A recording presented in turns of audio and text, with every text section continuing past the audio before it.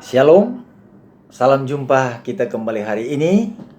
Saya yakin saudara-saudara ada di dalam Tuhan dan kita sama-sama diberkati oleh Tuhan sampai hari ini. Sebelum kita melanjutkan pelajaran sekolah sahabat kita dari seri pelajaran cara menafsirkan Alkitab dengan judul Alkitab dan Nubuatan, pelajaran hari ini kita akan tunduk kepala sejenak dan kita berdoa. Mari berdoa.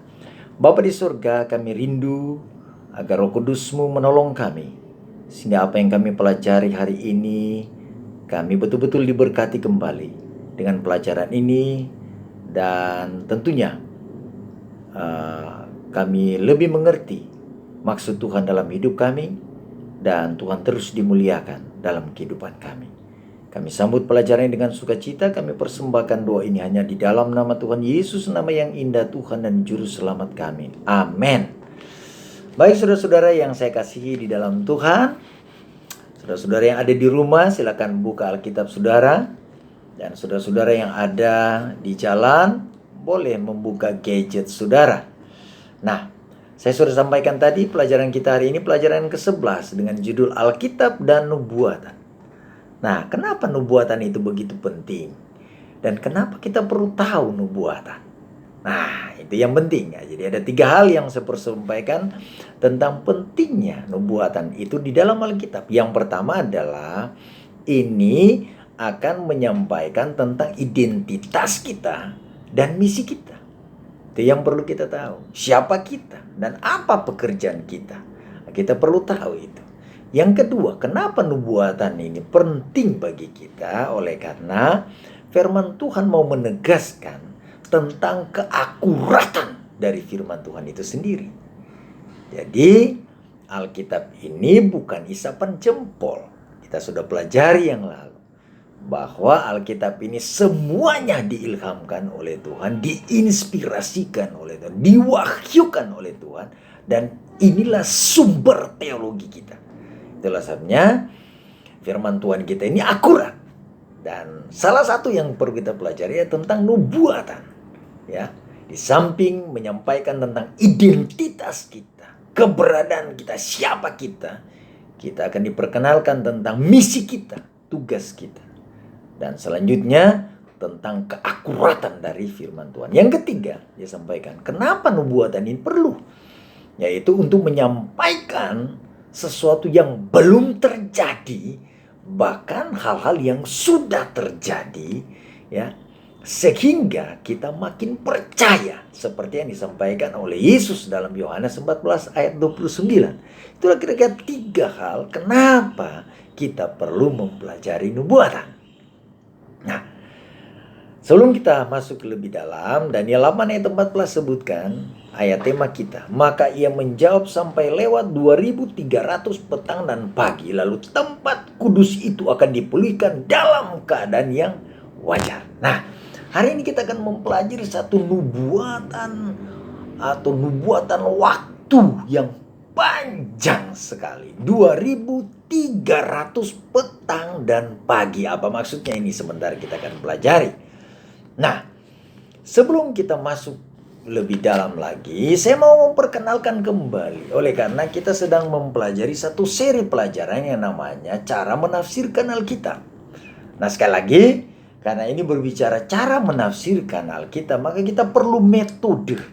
Dan saya sudah sampaikan yang lalu bahwa metode yang kita gunakan dalam penafsiran Alkitabiah ini, termasuk di dalamnya adalah nubuatan. Kita harus menggunakan yang namanya metode historisism atau gramatikal historis Alkitabiah. Nah, inilah yang telah digunakan oleh para reformator Protestan, dan termasuk di dalamnya adalah Gereja Masehi Advent hari ke-7 tentang metode penafsiran di sana. Nah, apa sebenarnya atau kenapa sampai kita menggunakan metode ini di dalam menafsirkan nubuatan? Oleh karena metode ini berbicara tentang nubuatan-nubuatan dalam Alkitab, yang nubuatan-nubuatan ini mengikuti yang namanya alur sejarah yang tidak terputus dari masa lalu sampai sekarang hingga masa yang akan datang. Itulah yang menyebabkan kita kaum Protestan dan di dalamnya adalah gereja Masehi Tuhan hari ke-7 menggunakan metode ini karena inilah metode yang tepat untuk melihat peristiwa-peristiwa, cerita di dalam nubuatan, cerita dalam Alkitab yang mengikuti alur sejarah yang tidak pernah putus di masa lalu sampai sekarang, bahkan sampai di masa yang akan datang. Nah, seperti contoh, ya, oleh karena kita menggunakan metode ini, maka kami ya mempercayai bahwa ya penglihatan ya sebagai contoh di dalam Daniel pasal 2 ayat 27 sampai 45 kita melihat ini sebagai ya peristiwa sejarah ya alur sejarah yang tidak terputus. Nah, apa buktinya? Nah, ya, kami menafsirkan dalam metode historisism ini oleh karena kami melihat demikianlah terjadi. Ya, contoh dalam Daniel pasal 2 ini. Apa yang boleh kita lihat? Dalam penglihatan itu yang dilihat oleh Raja Nebukadnezar sebuah patung yang tinggi dan besar.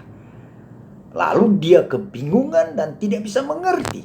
Akhirnya diterjemahkan, ya ditafsirkan, disingkapkan oleh Daniel lewat permohonan mereka kepada Tuhan. Dan lalu dia singkapkan cerita itu. Ceritanya demikian, bahwa Daniel menyebutkan ya patung itu ya dimulai dari kepala. Lalu Daniel sebutkan bahwa tuankulah kepala dari emas itu. Nah, melihat hal ini, maka dari kaum historisism melihat bahwa patung ini adalah bukan sekedar patung, tapi ada sejarah yang perlu disampaikan agar ini diketahui oleh umat Tuhan bahwa ini akan terus juga berlanjut sampai pada kedatangan Yesus yang kedua kali. Benarkah demikian? Mari kita lihat. Dalam cerita ini, ya, Daniel menyebutkan bahwa tuankulah kepala dari emas itu. Dari penglihatan patung yang Tuan Nebukadnezar lihat itu. Benarkah demikian? Oke, mari kita lihat. Ketika Daniel menyebutkan tuankulah kepala dari emas, benar bahwa yang dia tujukan adalah Nebukadnezar itu sendiri dan tentu kerajaan itu adalah kerajaan Babel. Benarkah demikian? Dalam sejarah kalau saudara melihat, membacanya, benar-benar kerajaan ini pernah ada dan eksis ratusan tahun lamanya dia memerintah. Itulah ya tentang Nebukadnezar.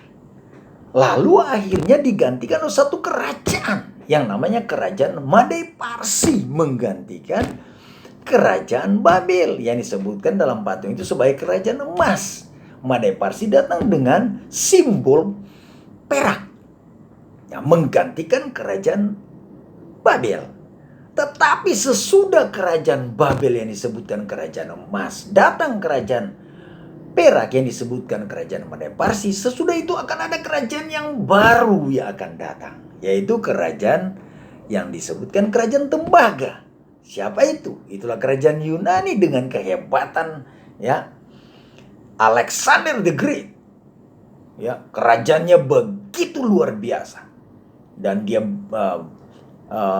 Alexander the Great ini adalah satu pribadi yang luar biasa oleh karena dia menjadi begitu terkenal di usia yang masih sangat muda. Tetapi Daniel katakan sesudah kerajaan tembaga ini, kerajaan Yunani, akan ada kerajaan keempat. Namanya kerajaan besi. Siapa itu? Dalam sejarah kita tahu bahwa itulah kerajaan Roma yang mengalahkan Yunani. Sesudah itu disebutkan bahwa kerajaan ini akan terus berlanjut. Tapi disampaikan bahwa kerajaan besi ini dia pecah menjadi 10 kerajaan. Nah, itulah yang kita tahu bahwa Roma terbelah menjadi 10 kerajaan yang ada dalam sejarah. Kita tahu bersama. Nah, sesudah 10 kerajaan ini datang pada kerajaan yang terakhir yang disebutkan dalam Daniel pasal 2 ini, bahwa ada batu terungkit lepas dan menghantam patung ini, dan patung ini hancur lebur. Saudaraku yang kekasih, kami mengimani bahwa kerajaan batu itu adalah kerajaan Yesus Kristus. Itu artinya bahwa metode historisisme yang disebutkan tadi, yang memahami bahwa metode ini menggunakan cerita atau mengikuti alur sejarah yang tidak terputus dari masa lalu sampai sekarang, bahkan sampai akan datang, ini benar. Dimulai dari kerajaan Babel, datang kepada kerajaan Made Parsi, datang kepada kerajaan Yunani, datang kepada kerajaan Roma. Roma terpecah, terbelah menjadi 10 kerajaan. Dan sesudah 10 kerajaan ini akan ada kerajaan datang, kerajaan batu. Dan kerajaan batu itu adalah kerajaan Yesus Kristus. Benar-benar alur sejarah ini terus berlanjut. Dan metode historisisme ini sangat tepat menggunakan alur sejarah ini, menggunakan metode ini. Oleh karena apa yang diceritakan dan disampaikan melalui metode ini, akurasinya sangat akurat. Nah, untuk itu, berdasarkan metode historisisme ini atau gramatikal historis Alkitabiah, maka metode ini juga menggunakan bahwa bila kita membuat perhitungan waktu, ya, oleh karena dalam pandangan mereka bahwa jika kerajaan ini berlanjut begitu lama dalam proses berlanjut, saling menggantikan dari satu kerajaan ke kerajaan yang lain, mereka mempercayai, kaum historisisme ini mempercayai bahwa itu tidak terjadi dalam waktu yang pendek, tapi dalam waktu yang begitu panjang. Nah, itulah sebabnya maka metode ini memberikan penafsiran untuk soal waktu yang disebutkan dalam buku Daniel ini, ya. Ini menggunakan waktu yang namanya waktu dengan menggunakan simbol. Kenapa? Karena Daniel pasal 7 contohnya, Daniel pasal 2, Daniel pasal 8, semua itu berdasarkan simbol. Nah, oleh karena menyebutkan tentang simbol, termasuk disebutkan di sana ada kata binatang dan tanduk, itu adalah simbol, maka perhitungan waktu ini berbicara waktu juga kita harus sepakat bahwa waktu juga menggunakan istilah simbol. Oleh karena kalau kita menggunakan literal atau harafiah, maka ini tidak mungkin karena kerajaan ini berganti dalam waktu yang begitu lama sampai pada waktu kedatangan Yesus. Itu alasannya kita menggunakan perhitungan waktu ini dalam perhitungan yang disebut perhitungan simbolis. Nah, seperti contoh, ya, yang pertama adalah sifat lambang dari binatang dan tanduk yang mewakili kerajaan menunjukkan bahwa nubuatan waktu juga harus dipahami sebagai simbolis. Karena seluruh nubuatan ini simbolis, ya, bukan literal, ya, mengapakah kita menganggap nubuatan tentang waktu itu adalah literal? Tidak mungkin. Tidak pas untuk menyebutkan jika binatang itu menggunakan arti simbol dan waktu tidak menggunakan arti simbol, itu adalah sesuatu yang tidak benar. Yang kedua, banyak peristiwa, ya, dan kerajaan yang digambarkan dalam nubuatan meliputi rentang waktu yang berabad-abad, yang tidak mungkin terjadi jika waktu nubuatan dipakai secara harafiah. Saya beri contoh tadi, ya, dari kerajaan Babel datang ke kerajaan Made Parsi, Made Parsi datang kepada kerajaan Yunani, Yunani datang kepada kerajaan Roma, Roma pecah sampai pada kedatangan Yesus yang kedua kali. Tidak mungkin dalam satu waktu yang pendek, tapi satu waktu yang begitu panjang. Itulah sebabnya berbicara waktu di sini adalah waktu juga yang diartikan dalam simbolis. Itu artinya kita menggunakan metode, ya, nubuatan yang menyebutkan satu hari sama dengan 1 tahun. Jadi dalam Bilangan 14 ayat 34, ya, 1 hari sama dengan 1 tahun. Juga dicatat dalam Yeskiel 4 ayat 6. Yang ketiga, pernyataan khusus yang digunakan untuk menunjuk periode waktu ini menyarankan penafsiran secara simbolis, ya. Dengan kata lain, cara-cara di mana waktu diungkapkan dalam nubuatan-nubuatan ini, misalnya 2300 petang dan pagi dalam Daniel 8 ayat 14, bukanlah cara yang normal untuk mengekspresikan waktu, menunjukkan kepada kita bahwa periode waktu yang digambarkan adalah untuk dipakai sebagai simbolis, bukan secara harafiah. Oke? Jadi karena kita menggunakan metode historicism, dan historicism ini melihat tentang alur sejarah yang tidak terputus, maka kita juga menggunakan prinsip dalam perhitungan nubuatan, yaitu prinsip waktu dalam perhitungan nubuatan. Maka kita menggunakan tahun hari, yang artinya satu hari sama dengan satu tahun. Nah, untuk mengidentifikasi itu, mari kita lihat contoh yang akurat, yang lebih baik sebagai contoh dari perhitungan waktu ini. Nah, salah satu contoh adalah mengidentifikasi tentang tanduk kecil. Oke, dalam Daniel pasal 7 dan Daniel pasal 8. Ya, kalau sudah perhatikan Daniel pasal 7 dan Daniel pasal 8, ini cerita yang sama. Ya, saya beri contoh. Ya, dalam Daniel pasal 7 dan 8, yang pertama, kedua-duanya digambarkan sebagai tanduk. Oke. Kemudian yang kedua, keduanya memiliki kuasa yang menganiaya. Ini disebutkan tentang tanduk kecil. Oke. Yang terdapat dalam Daniel 7 ayat 8, ayat 20, kemudian 25, dan 8 ayat 10, kemudian ayat 11 dan ayat 25. Yang ketiga, tentang tanduk kecil ini, keduanya meninggikan diri dan menghujat. Sudah boleh baca itu dalam Daniel 7. Kemudian yang keempat, keduanya menargetkan umat Allah dalam Daniel 7 ayat 25 dan Daniel 8 ayat 24. Kelima, ya, keduanya memiliki aspek-aspek kegiatan yang digambarkan ya dalam nubuatan waktu. Ya.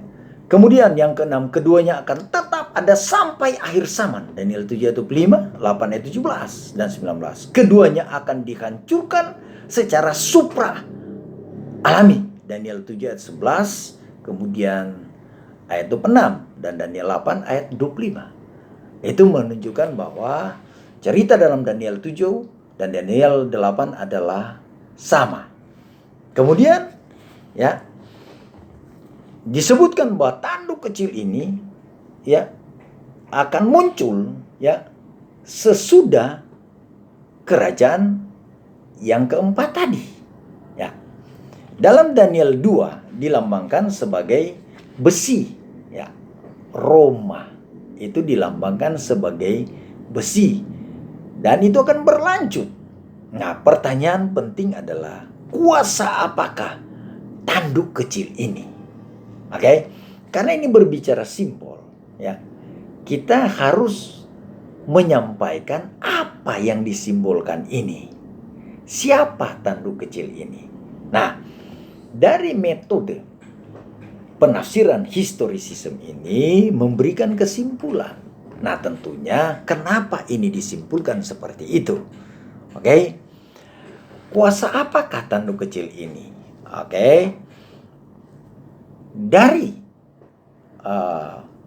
kaum yang menganut metode historicism ini menyampaikan bahwa kuasa tanduk kecil ini adalah kuasa yang disebut sebagai kuasa kepausan.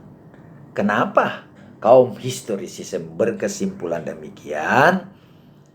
Ini seperti ini. Ya. Bahwa kuasa ini muncul dari Romawi. Ya, dia melanjutkan pengaruh politis keagamaan setidaknya selama 1260 hari nubuatan. Yang saya katakan itu sebagai simbol, itu artinya itu adalah kekuasaan waktu selama 1260 tahun. Dan hanya satu kekuasaan yang pernah muncul di dunia ini yang memerintah selama 1260 tahun sesuai dengan Daniel pasal 7 ayat 25 yang dimulai dari tahun 538 sampai pada tahun 1798, 1260 tahun. Pertanyaan, kuasa apakah itu? Saya sudah sebutkan tadi adalah kuasa kepausan. Nah, kenapa kuasa ini? Yang pertama adalah kepausan berkuasa di antara 10 suku bangsa barbar di Eropa dan mencabut 3 dari antara mereka. Daniel 7 ayat 24. Kenapa tanduk kecil ini?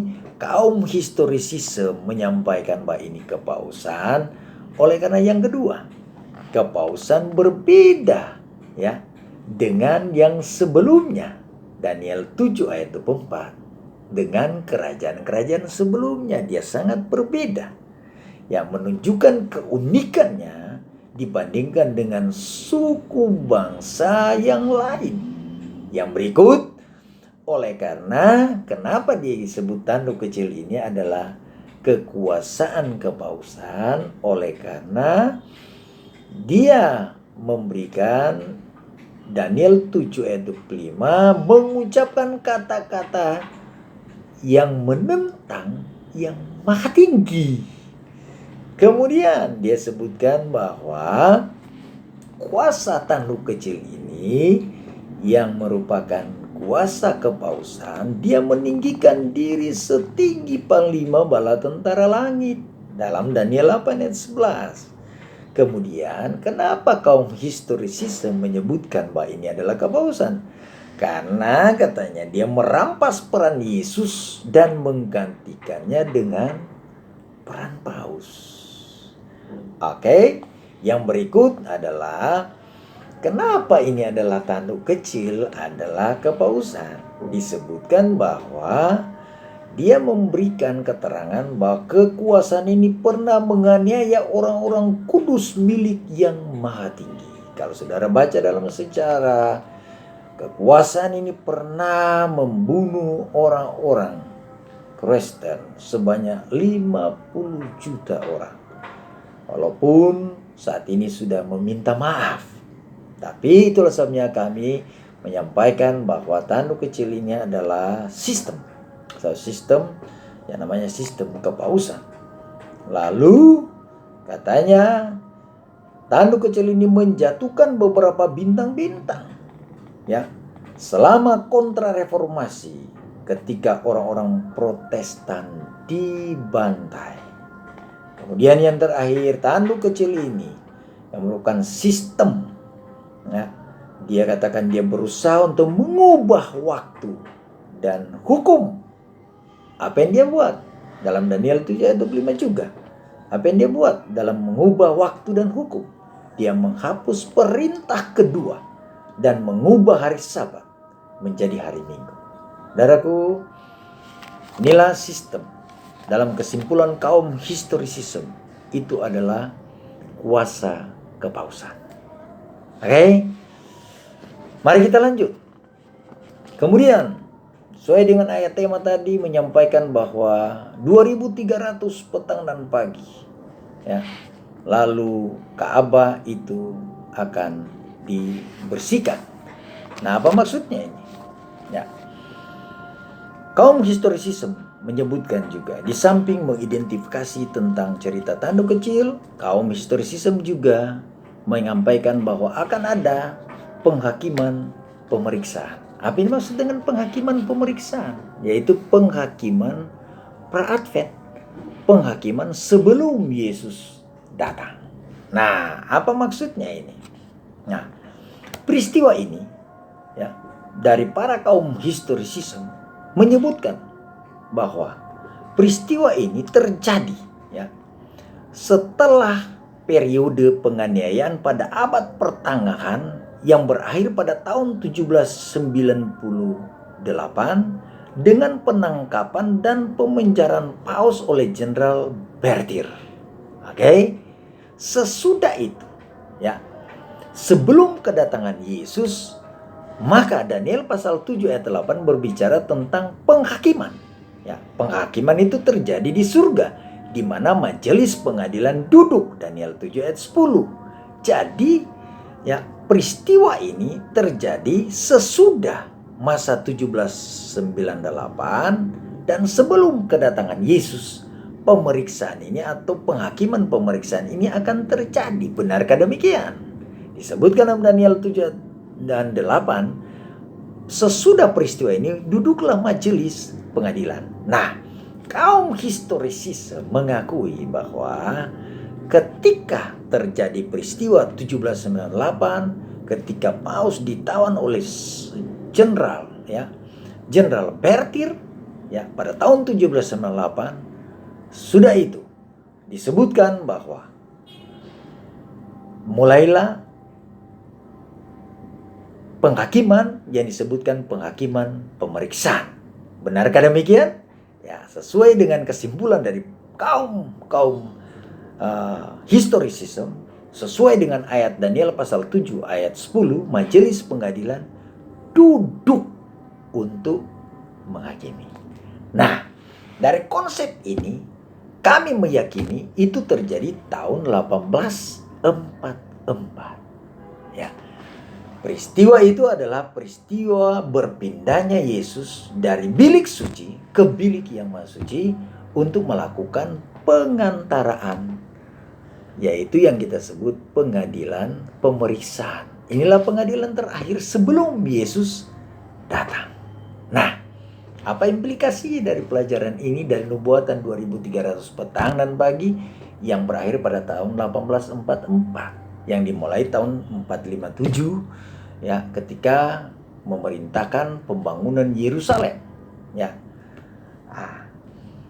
Tahun 1844 Yesus berpindah dari bilik suci ke bilik yang maha suci. Apa implikasinya di sini? Implikasinya adalah kita perlu bersedia.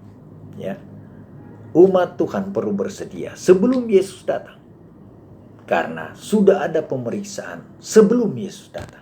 Dan ketika Yesus datang, ya, dia tidak perlu sulit untuk mencari siapa yang harus diselamatkan. Itu sudah diketahui sebelum dia datang. Oke? Nah, itulah yang maksudkan dengan penghakiman pemeriksaan. Nah, mari saya korek sedikit tentang peristiwa yang terjadi di Ka'bah Yerusalem, di Ka'bah orang Israel. Mereka memiliki dua bilik, atau yang pertama adalah pelataran, lalu ada bilik suci dan bilik yang maha suci. Nah, imam besar melakukan tugas ketika dia melakukan kurban harian, dia datang hanya sampai pada bilik yang disebut bilik suci. Tetapi 1 tahun sekali, pada hari Grafirat atau hari pendamaian, imam besarnya akan pindah ke bilik yang maha suci. Itu hanya 1 hari di dalam kalender tahunan. Hanya 1 hari saja dia melayani di bilik yang maha suci.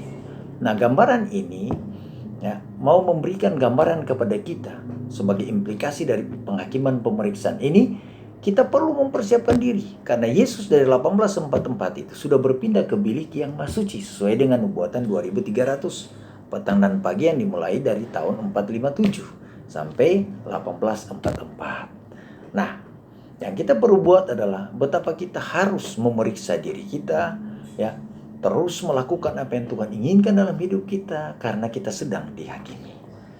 Oke? Dan peristiwa ini tentu dari peristiwa gambaran yang ada di perjanjian lama di zaman bangsa Israel tentang cerita Ka'bah ini, tentu ini akan menjadi contoh bagi kita ya, amaran bagi kita. Itulah yang disebut dengan tipologi ya. Ini gambaran bagi kita bahwa kita perlu melihat peristiwa itu menjadi peristiwa dalam kebutuhan kita untuk hari ini, bahkan yang akan datang. Kita perlu melihat diri kita, memeriksa diri kita, sehingga ketika Yesus datang, kita pun semua akhirnya diselamatkan. Oke, saudara-saudara, sampai di sana pelajaran kita. Tuhan memberkati adalah doa saya untuk saudara-saudara. Mari kita tunduk kepala dan kita berdoa. Bapa di surga, berkati firman yang telah kami pelajari hari ini. menjadi berkat dan menolong kami untuk lebih mengerti apa yang Tuhan inginkan, khususnya tentang nubuatan-nubuatan dari firman Tuhan. Terima kasih Tuhan, kami persembahkan doa ini hanya dalam nama Tuhan Yesus, nama yang indah, Tuhan dan Juru Selamat kami. Amin. Terima kasih saudara-saudara, sampai jumpa minggu yang akan datang. Shalom, amin.